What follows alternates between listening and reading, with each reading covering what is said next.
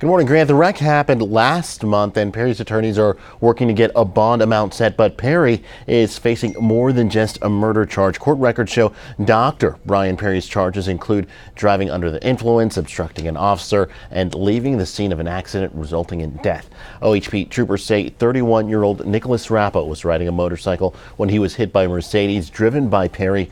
The medical examiner's report states Rappa died of blunt force trauma. Troopers say Rappa was hit by at least two other vehicles following the initial crash. Troopers also say Perry tried to run from the scene after crashing into a light pole, that he appeared to be drunk and never called 911.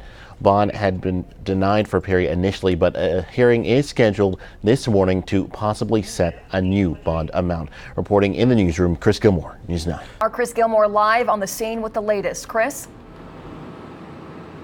Yeah, Robin and Lacey, fire crews are still wrapping up things here on the scene. The house is just over the fence here behind me, but when I spoke to fire crews and asked them if they have any idea what may have caused the fire, they pointed me in this direction. All these propane tanks that you see here, some new, some slightly charred, they do say that these were connected to a heating unit inside where they believe the fire may have started. Now, the home over the fence here, you see, has a lot of damage towards the rear. That's where they say the fire was concentrated. Firefighters say when they arrived on scene, they heard from neighbors and other responders that this house was vacant and occupied off and on again by squatters throughout the year. A neighbor across the street confirmed that information for me, telling me that this person was living off the grid, getting water across the street. There was no gas service to the house or electric, and that they were uninjured in all this. The person inhabiting the home was nowhere to be seen after two sweeps of the home. So the good news is no injuries, but for now, firefighters are getting ready to clear the scene, and we'll update you as soon as we get any more information on this case. Reporting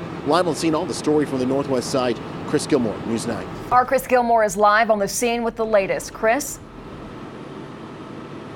Good morning, guys. Yeah, we're here at the house behind me here. Fire crews are still on scene taking care of things, but I want to show you some of the things that they dragged out of the house here. You see, here's what used to be a bed frame, really charred, and just behind that are those propane tanks that we showed you earlier when I asked the fire crews on scene if there was anything strange about this fire. It being a seemingly vacant house, they said that, you know, there were a lot of these propane tanks here, and they believe that the fire started near a space heater of some sort, fueled by those propane tanks.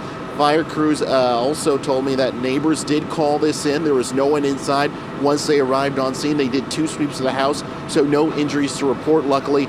They also tell me through a neighbor that there had been squatters living through this house off the grid. ONG did not find any gas lines to the house or electricity. Neighbors tell me that they did supply some of the people living there with water on and off again to help them out. But right now, a lot of damage done to the property inside of the house. Behind me here, you see the pile of debris that they're bringing out, really charred and damaged. Fire crews have done a great job, though, in getting the fire taken care of, and they'll be heading out here shortly. We'll bring you any other updates in this story as they come. Reporting live on the scene on the story from the northwest side, Chris Gilmore, News 9.